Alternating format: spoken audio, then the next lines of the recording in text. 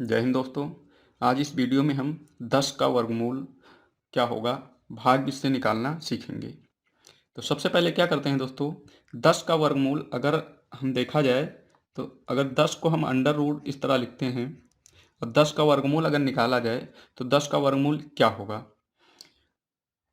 सीधे तौर पे अगर देखा जाए कि 10 का वर्गमूल क्या होगा तो 10 का वर्गमूल 3.60 ये 10 का वर्गमूल होता है दोस्तों। लेकिन ये 3.6 आया कैसे, इसको निकालना कैसे है, ये आप सीखते हैं। सबसे पहले क्या करेंगे, एक लाइन खींचेंगे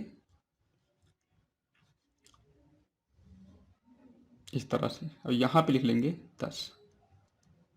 अब इसमें देखेंगे कि 2 अंक हैं, 2 अंक का मतलब एक जोड़ा पूरा पूरा बन रहा है। कितना जोड़ा बन रहा है, एक जोड़ा पूरा पूरा बन रहा है। अब हम क्या करेंगे, 10 में ऐसी संख्या का हम वर्ग करें कि जो 10 से कम हो। अगर हम 2 का वर्ग करेंगे तो 2 दूनी 4 होता है और 3 का वर्ग करेंगे तो 3 त्रिका 9 होता है और 4 का वर्ग 12 हो जाएगा, 4 चौक 16 हो जाएगा, जो कि इससे ज़्यादा हो जाएगा। तो हम यहाँ पे 3 का वर्ग करेंगे, 3 यहाँ पे लिखेंगे और 3 का वर्ग कर रहे हैं तो 3 यहाँ पे आंसर में लिखेंगे।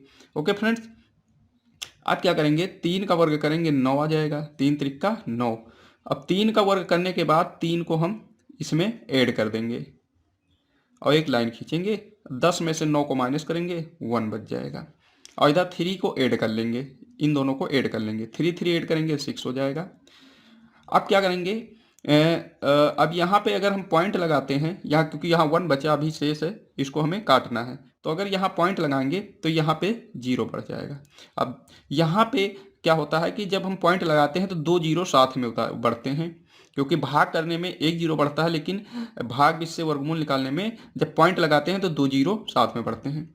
अब आगे हमें क्या करना है कि अब इस 6 से अभी हमें कोई मतलब नहीं है। अब हमें एक ऐसी संख्या का वर्ग करना है कि उस संख्या का मैं वर्ग करूं और उसी संख्या से 6 में गुणा करूं और गुणा करने पर 100 आना चाहिए या फिर 100 से कम हो, 100 से ज़्यादा नहीं होना चाहिए।